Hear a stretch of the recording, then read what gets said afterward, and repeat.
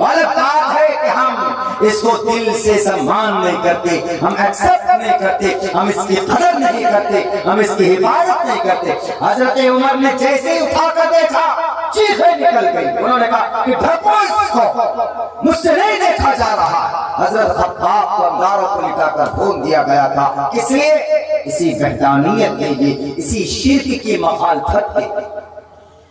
آج تو ہم لوگ بہت آسانی سے اپنے ایمان کا سودا کر بیٹھتے ہیں، بہت آسانی۔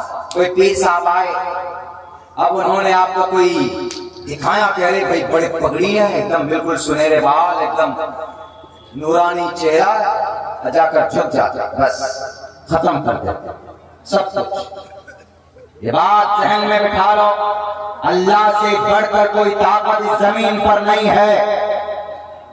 دنیا کی تمام کتابوں کا مطالعہ ہم کر چکے ہیں، ہم دنیا کے تمام گرنتھوں کی روشنی میں آپ کو بائی پروف کہہ سکتے ہیں کہ اللہ سے بڑی طاقت کسی کے پاس نہیں ہے۔ حضرت ابراہیم کو جب آگ میں ڈالنے کی تیاری کی جا رہی تھی، حضرت ابراہیم کو اتنی لکڑیاں جمع کی گئی تھی، اتنی لکڑیاں جمع کی گئی تھی کہ پوری کی پوری بستی جلائی جا سکتی تھی۔ کہا جاتا ہے، تاریخ کے حوالے سے کہا جاتا ہے کہ مہینوں تک لکڑیاں جمع کی گئی۔ کس کو جلانا ہے؟ وہ ایک منچلا ہے، وہ ایک نوجوان ہے، ابراہیم، ان کو جلانا ہے۔ جرم کیا کیا ہے؟ انہوں نے ہمارے خداؤں کے ناک توڑ دیے، وہ جو بت کی پوجا کرتے تھے۔ حضرت ابراہیم تو پہلے سے کرتے تھے، یہ بے جان ہے، سامنے بتاشے رکھے ہوتے، کھا ہی نہیں سکتے۔ یہ جب تمہارا خدا کھا نہیں سکتے، ایک مرتبہ ایسا ہوا کہ ایک تہوار انہوں نے کہا کہ ہم تمہارے ان بتوں کو ایک روز بڑھیا سے ان کے خاطر توازی کریں گے، ڈھنگ سے کریں گے۔ قرآن کریم کے اندر بہت اچھی تفصیل سے حضرت ابراہیم کا واقعہ بیان کیا گیا، لیکن شرک، بدعت و خرافات، ڈرے نہیں کسی سے مقابلہ کیا۔ اس وقت کا دنیا کے اندر 4 بادشاہ کی حکومت تھی، نمرود کی، حضرت سلیمان کی، سکندر کی، اور بخت نصر کی۔ 2 نان مسلم، 2 مسلم، ان میں سے ایک نمرود اس وقت دنیا کا، پوری دنیا کا بادشاہ، اور اسی علاقے کے تھے، وہیں کے عراق کے شہر بابل کے اندر تھا۔ وہاں سے جنگ ہوا، حضرت ابراہیم علیہ السلام کا یہ خبر پہنچی، ان کو جلانے کی تیاری کی گئی۔ کیوں جلانے کی تیاری کی گئی؟ انہوں نے ان کے سارے خداؤں کے ڈپلیکیٹ خداؤں کے ناک توڑ دیے، کان توڑ دیے۔ اسی جرم میں سزا دی گئی کہ ابراہیم کو آگ میں جلا کر بھسم کر دیا جائے۔ لیکن میرے بھائیو، اللہ تو اللہ ہے، طاقتور ہے۔ کہیں کسی اللہ کی بیوی کا کوئی ایسے عقیدے ہیں نا دنیا کے اندر، ایشور مانتے ہیں، ان کی بیوی کا اپہرن ہو جاتا ہے، انہیں خبر ہی نہیں ہوتی، انہیں معلوم ہی نہیں ہوتی کہ ہماری بیوی کا اپہرن ہو گیا، کون کیا ہے، جا کر دوسروں سے مدد لیتے ہیں۔ اشارہ آپ سمجھ سکتے ہیں۔ حضرت ابراہیم نے ان بتوں کو توڑ دیا تھا، اور کلہاڑا جس سے توڑا تھا، حضرت ابراہیم باڈی فلٹر تھے، باڈی فلٹر۔ باڈی بنانا، 6 پیک بنانا گناہ نہیں ہے، بناؤ، 6 پیک بناؤ نہیں، 7 پیک بناؤ، لیکن اس نیت سے بنائیے ٹیٹ سے بھی جلد دبائی جائیں ٹینشن۔ میرے بازوں میں طاقت۔ ہمارے اسکول میں چھوٹا سا بچہ، ہمارے ادارے میں بہت چھوٹا ہے، بہت ہی، وہ آ کے کل کیا بولتا ہے کہ سر من نہیں لگتا، بہت چھوٹا ہے، اس کا باپ سے کوئی اسکول میں چھوڑ کر گیا کہ یہ ماحول میں رہے، بولا سر من نہیں لگتا، اس کے اور بھی بھائی ہے، بہن ہے، من نہیں لگتا ہے سر۔ ہم نے کہا تم کو من کا کیسے پتا جی، اتنا سا تم، اتنا چھوٹا سا تم پدی ہو، من کیسے نہیں لگتا؟ مطلب بولا اچھا نہیں لگتا، اسی کو نہیں بولتے ہیں من نہیں لگتا ہے۔ ہم نے کہا تم ہٹا کھٹا آدمی ہو، کھاتے ہو پیتے ہو، تو کیا بولتا؟ نہیں سر کمزور ہو گیا، ایسے نہیں کھاتا۔ اتنا سا بچہ، اب وہ دیکھیں اس کو بھی یہ پتا ہے کہ یہاں سے باڈی کا پتا چلتا، تو باڈی بنانا گناہ نہیں ہے۔ آپ 6 پیک بنائیے، 8 پیک بنائیے، 10 پیک بناؤ، منع نہیں، لیکن آپ میتھڈ چینج کر دیجیے، کنسپٹ انٹینشن چینج کر دیجئے۔ امام بخاری نے سب سے پہلی روایت جو لائے، جو پہلی حدیث لائے، deeds will be judged by the intention، انما الاعمال بالنیات۔ آپ سکس پیک بناؤ، نیت یہ ہو میں سکس پیک اس لیے بنا رہا ہوں تاکہ میں اس سے اللہ کی مدد کروں گا، اللہ کے دین کی مدد کروں گا، اللہ کی عبادت کروں گا، اپنی جوانی کو اللہ کے راستے میں خرچ کروں گا، اور کہیں ضرورت پڑ جائے کسی ظالم کو، کسی دشمنان اینٹیز آف بھارت کو، بھارت کے کسی دشمن کے کھوپڑی توڑنے کی، تو گھوسے سے اس کا سر بھی پھوڑوں گا، اور دہشت گرد کوئی پکڑا جائے تو اس کی زبان کاٹوں گا، کہیں پر کوئی فسادی مل جائے اس کو پکڑ کر جیل کے حوالے کروں گا، اپنے سماج میں رفاہی کام کروں گا، اپنی اس طاقت سے، اپنی اس باڈی سے، اپنی سکس پیک سے۔ بھلے ہی آپ جم جاتے ہوں، ڈیلی 1 گھنٹہ وہاں لگاتے ہیں، کوئی تعلق نہیں ہے اس کا شریعت سے، لیکن آپ نے جیسے ہی نیت چینج کی تو آپ کا 1 گھنٹہ جم میں جانا باعث ثواب بن جائے گا آپ کے۔ اس لیے سے بناؤ نا سکس پیک۔ حضرت ابراہیم سکس پیک والے تھے، مطلب طاقتور تھے، اتنا بڑا کلہاڑا مارتے تھے۔ جب چلے گئے سارے لوگ کہاں پر؟ اپنے اس میدان میں عید منانے کے لیے، تو حضرت ابراہیم رہ گئے۔ کیوں؟ اس لیے کہ وہ لوگ جو بولتے تھے کہ ہمارا خدا یہ، ہمارا خدا یہ فنا بت، فنا بت، فنا بت، ہمارا پرماتما یہ پتھر کا دیوی دیوتا، ہمارا پرماتما، ہمارا ایشور، ہمارے باپ داداؤں نے انہی کو اپنے ہاتھوں سے پوجا تراشتے تھے اور ان کو خدا مانتے تھے۔ حضرت ابراہیم بڑے کوڑتے تھے، 18 سال کی عمر سے بڑی تکلیف دی، بڑی کوفتی دی، کیا پاگل آدمی ہے، اپنے ہاتھوں سے پتھر کو تراش کر کے بناتا اور اسی کو خدا بناتا، پھر بیچ بھی دیتا ہے کبھی کبھی۔ یہ کیسے آدمی بتائیے؟ ایک روز جا کر کے جب گئے وہاں پر بت خانے میں، اور وہاں پر دیکھا بہت سارے کھانے رکھے تھے، ان کو یہ پوچھ رہے، بات کر رہے، ارے تم لوگ پاگل ہو، اتنا کھانا تم لوگ یہاں پر بٹھا کے رکھا ہوگا، بچا کے رکھا ہوا ہے، سماج کے اندر میں کٹیہار میں سیلاب آیا، پورنیہ میں سیلاب آیا، یہ کھانا وہاں بانٹ دیتے تو غریبوں کو کم سے کم پیٹ بھرتا، یا تم خدا بنے بیٹھے ہو یہاں پر بت خانے میں، صنم خانے میں، اور غریب وہاں پر بھوک سے تڑپ رہے ہیں، تو اٹھایا، کہا کہ یا تو کھاؤ نہیں تو تمہاری ایک ایک کی خبر ہوگا۔ وہ کہے کو جواب دے رہے کہ بت ہے بے جان، وہ کسی کو نہ نفع اور نقصان پہنچا، کسی کو کیا، وہ خود رکھے ہوئے کھانے کو نہیں اٹھا سکتا، مچھر بیٹھ جائے تو ہلا نہیں سکتے، مکھی بیٹھ جائے تو بھگا نہیں سکتے، پھونک نہیں مار سکتے، ہل نہیں سکتے، حرکت نہیں کر سکتے۔ تو حضرت ابراہیم کو تو موقع مل گیا، جب تم کھا نہیں سکتے، جب تم حرکت نہیں کر سکتے، کیا دوسروں کی مدد کریں گے؟ پکڑا کسی کا ناک کو، اٹھایا کلہاڑا، کسی کی ناک توڑ دی، کسی کا کان اکھاڑ دیا، کسی کے بازو توڑ دی، کسی کا ٹانگ توڑ دیا، سارے بت جتنے بھی تھے سب کو، کسی کو لنگڑا، کسی کو لولا، کسی کو اندھا، ایسے کر دیا۔ کلہاڑا اٹھایا، جو بڑی سب سے بڑی مورتی تھی، جو بت تھا، اس کے اوپر کلہاڑا ڈال دیا۔ لو قوم کے لوگ آئے، ارے کس نے کیا؟ او یہ کام تو ابراہیم کا ہے، وہی غصہ کرتا تھا نا ہمارے ان بتوں پر، سب سے زیادہ اعتراض انہی کو ہے نا۔ پنچایتی ہوئی تو حضرت ابراہیم علیہ السلام نے توریہ استعمال کیا۔ توریہ بولتے ہیں ایسے ورڈ کو جو سامنے والے کو بولا جائے، یعنی ایسا ورڈ بولا جائے جس کے ڈبل میننگ کا مطلب یہ ہوتا ہے کہ سامنے والا کچھ اور سمجھ لیتا ہے اور بولنے والے کا مطلب کچھ اور ہوتا۔ تو انہوں نے کہا کہ ہاں ان میں کے بڑا نے کیا، ان میں کے بڑے نے کیا، یعنی اب انہوں نے سوچا کہ ان میں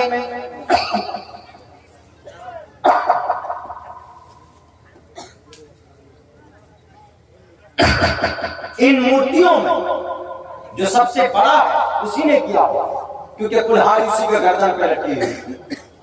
تو وہ لوگ یہ سوچ رہے کہ ابراہیم کا یہ کہنا کہ مورتیوں میں جو سب سے بڑا ہے اس نے کیا، حالانکہ وہاں پر وہ کیا سمجھ رہے تھے؟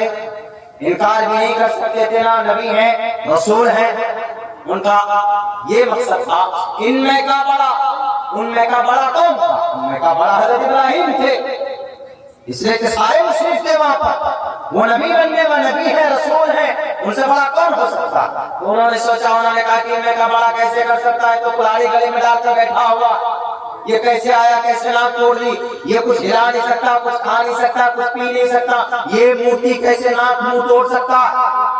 تو حضرت ابراہیم کو موقع مل گیا, کہا کہ جب یہ کھا نہیں سکتا, پی نہیں سکتا, جب یہ ہل نہیں سکتا, تو پھر کیوں ان کے سامنے میں اپنی پیشانی جھکاتے ہو؟ بتاؤ, کیوں تم ان کی پوجا کرتے ہو, کیوں تم ان کی بھکتی کرتے ہو؟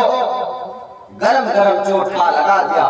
لوگ وہاں پر جواب لیس ہو گئے, وہ بول نہیں پائے.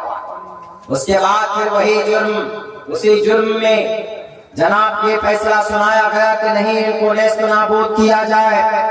جب کوئی اللہ کی دین کی مدد کے لیے اٹھتا ہے, جب کوئی اللہ کی وحدانیت کی تبلیغ کے لیے اٹھتا ہے, وقتی طور پر پریشانی آتی ہے, سب کو پریشانیاں آئی ہے. حضرت ابراہیم علیہ السلام کے لیے انگارے دہکائے گئے, آگ لگائی جاتی ہے, مہینوں تک تیاری کی گئی. منجیک میں, لکڑی کے منجیک میں ڈال کر حضرت ابراہیم کو ڈالا پھینکا جاتا ہے انگارے کے اندر, آگ کے اندر. اس وقت حضرت ابراہیم علیہ السلام کیا دعا کرتے, آج ہمیں پریشانی آتی ہے تو ہم مکھیا جی کے پاس جاتے, آج ہمیں کوئی دقت ہوتی ہے تو ہم چلے جاتے ہیں ودھائک جی کے پاس, ہم چلے جاتے ہیں ایم پی صاحب کے پاس, لیکن کبھی بھی ہم اس اللہ سے مدد نہیں مانگتے جو اس پریشانی کو پیدا کیا, جو اس پریشانی کو ایک ذرہ برابر ایک سیکنڈ کے اندر آپ کی زندگی سے ختم کر سکتا.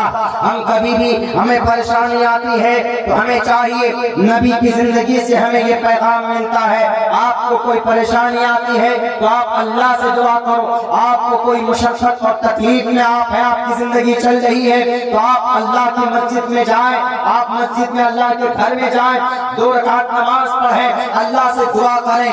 آپ کی پریشانی کو اللہ تبارک و تعالی زیادہ بہتر جانتا ہے, وہ حل کر سکتا ہے, اللہ دور کر سکتا ہے. لیکن ان کے پاس نہیں جائیں گے, کوئی بھی پریشانی آئے گی, کوئی بھی دقت آتی ہے تو ہم پیسے والے کے پاس جاتے ہیں, ہم پاور والے کے پاس جاتے ہیں. یاد رکھو مسلمانوں, اللہ سے بڑھ کر کوئی, اللہ سے زیادہ کسی کو اس دنیا میں طاقت نہیں ہے, کسی کے پاس اتنا پاور نہیں ہے. ارے نیتا آتے ہیں 5 سال کے لیے, 5 سال کے بعد نیتا بدل جاتے ہیں, سرکاریں بنتی ہے 5 سال کے لیے, 5 سال میں سرکار آتی اور جاتی ہے, دنیا کے اندر عزت بنتی اور بگڑتی ہے. لیکن اللہ تبارک و تعالیٰ کی طاقت ہمیشہ سے ہے اور ہمیشہ قیامت, بلکہ قیامت کے بعد بھی ہمیشہ سے ہے, ہمیشہ اللہ کی طاقت باقی رہے گی. حضرت ابراہیم علیہ السلام نے کیا دعا کی, حسبنا اللہ و نعم الوکیل, میرے لیے اللہ کافی ہے, کسی کی مدد کی ضرورت نہیں ہے, اس لیے کہ میں اللہ کے لیے, اللہ کی وحدانیت کے لیے ڈالا جا رہا ہوں انگاروں میں. لوگ دیکھ رہے تھے, ہزاروں کا مجمع تھا کہ یہ ہو کیا رہا ہے. حضرت ابراہیم ہمیں اولاد کو پیغام دینا چاہتے تھے کہ کوئی پریشانی آئے کہ کسی قبر پر جا کر اپنے سجدے, اپنے پیشانی کو مت جھکاؤ. کوئی دقت آئے, مشکل کو دور کرنے والی ذات اللہ کی ہے, مشکل کشا اللہ ہے, شافی الامراض اللہ ہے, اواہب الاولاد اللہ ہے. مسلمانوں میں اس لیے بول رہا کیونکہ عقیدے سے تعلق رکھتا ہے. اگر آپ کا عقیدہ صحیح ہے, مشکل کشا اللہ کو مانتے ہو, شافی الامراض اللہ کو مانتے ہو, اواہب الاولاد اللہ کو مانتے ہو, تبھی تو آپ کا بیڑا پار ہو سکتا. نہیں تو پکڑ کر ڈال دیے جاؤ گے جہنم کے اندر. تو حسبنا اللہ و نعم الوکیل, دعا کرتے اللہ مجھے کافی ہے, مجھے کسی کی مدد کی ضرورت نہیں. فوراً اللہ اکبر, اپنی اکبر کی صفت کا اللہ تبارک و تعالیٰ طاقت دکھاتا ہے, ڈائریکٹ آپ کو حکم دیتا ہے, قلنا یا نار کونی بردم و سلاما علی ابراہیم, میں نے تجھے پیدا کیا. اللہ تبارک و تعالیٰ کہتا ہے میں نے تجھے پیدا کیا ہے, ٹھنڈی ہو جا, سلامتی والی ہو جا. حضرت ابراہیم علیہ السلام پر ڈالے گئے, جس رسی کو باندھ کر ڈالے تھے وہ رسی جل گئی تھی, لیکن حضرت ابراہیم آرام اور سکون کے ساتھ وہاں پر بیٹھے, اللہ نے اس کی حفاظت کی.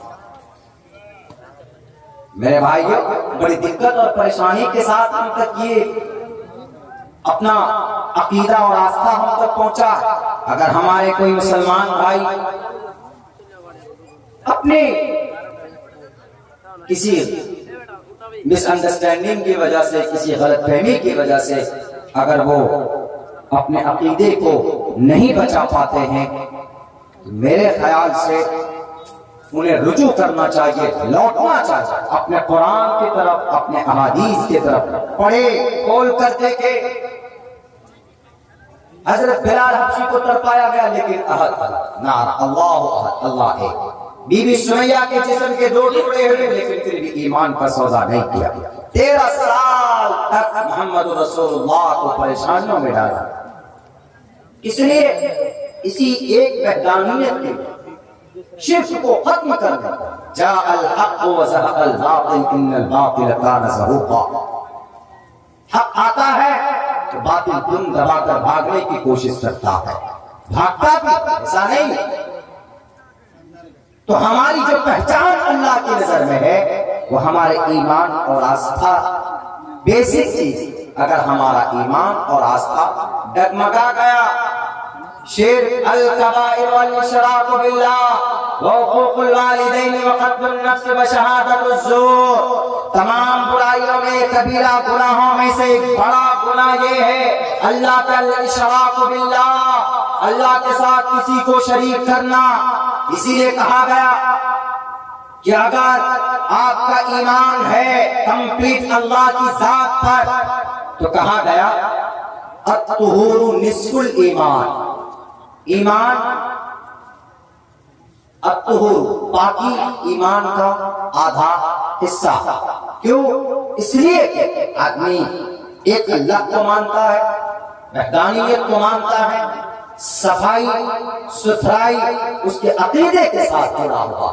اللہ کے نبی علیہ السلام کا فرمان cleanliness is half the faith، آدھا ایمان کا حصہ صفائی ستھرائی۔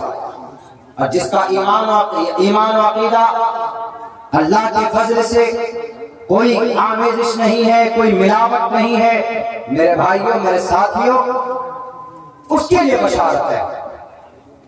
سارے انبیاء اسی کے جرم میں ستائے ہیں۔ حضرت شعیب علیہ السلام کی تاریخ اٹھا کر کے دیکھ لیں گے آپ، اور حضرت زکریا کی تاریخ اٹھا کر دیکھیے، حضرت نوح کی تاریخ اٹھا کر دیکھیے، حضرت لوط کی تاریخ اٹھا کر دیکھیے، اور حضرت عیسیٰ کی تاریخ اٹھا کر دیکھیے، حضرت موسیٰ کی تاریخ اٹھا کر دیکھ لیجئے۔ یہ ساری تاریخیں دیکھیں گے بس اسی جرم میں سزا پریشان کیے گئے وہ کہ بھئی تم کیوں شرک کی مخالفت کرتے ہو، تم کیوں ایک اللہ کی بات کرتے ہو؟ کیونکہ ہم جانتے، وہ جانتے تھے، اللہ جانتا ہے، اللہ تبارک و تعالی اس دھرتی کو پیدا کرنے، اور ہم یہ بات آپ لوگوں کو پورے وقار کے ساتھ، درک کے ساتھ زور دے کر میں اس لیے کہہ رہا ہوں میرے مسلمانوں، آج جو آپ ذلیل اور رسوا ہو اس کی وجہ یہی ہے کہ ہمارا ایمان کھوکھلا ہو چکا ہے، سمندر میں جھاگ کے مانند ہو چکے ہیں ہم۔ اس ایمان سے ہمیں کوئی فائدہ نہیں پہنچ رہا ہے۔ اور یاد رکھو آپ کی پیدائش سے پہلے زمین پر 2000 سال پہلے تک اللہ تبارک و تعالیٰ نے جناتوں کی آبادی تھی اس دھرتی پر، جنات جن کے اندر عقل نہیں ہوتی۔ جنات کا سب سے بڑا جو انٹیلیجنٹ ہوتا ہے وہ انسان کے بچے کی جو 10 سال میں جو عقل ہوتی ہے، وہ جناتوں کا سب سے بڑا جو انٹیلیجنٹ ہوتا ہے وہ ہمارے یعنی انسانی مخلوق کی 10 سال عمر کی بچے کی عقل کے مانند اس کا ہوتا ہے جو اس کا سب سے بڑا ویدوان ہوتا ہے۔ رکھا اس دھرتی پر پیدا کیا تھا کس لیے؟ اپنی بھکتی کے لیے، لیکن انہوں نے فساد شروع کر دیا جیسے ہم اور آپ کر رہے ہیں، انہوں نے خون بہانا شروع کر دیا جیسے ہم اور آپ کر رہے ہیں، انہوں نے ایشور کے ساتھ شرک شروع کر دیا جیسے ہم اور آپ کر رہے ہیں، انہوں نے شراب پینا شروع کر دیا جیسے ہم اور آپ پی رہے ہیں آج کی تاریخ کے اندر۔ تو اللہ تبارک و تعالیٰ نے فرشتوں کو بھیج کر ان جناتوں کا مقابلہ کیا۔ فرشتوں نے آ کر اللہ کی طرف سے، اور پھر وہ جنات جزیرے میں چلے گئے، سمندروں میں چلے گئے، وہاں ان کا خانہ بدوش بن گئے، وہ پھرتے ہیں، صفحہ ہستی سے مٹا دیا۔ The completed clean from the earth. Allah created and jinnah only ibadat, only for worship.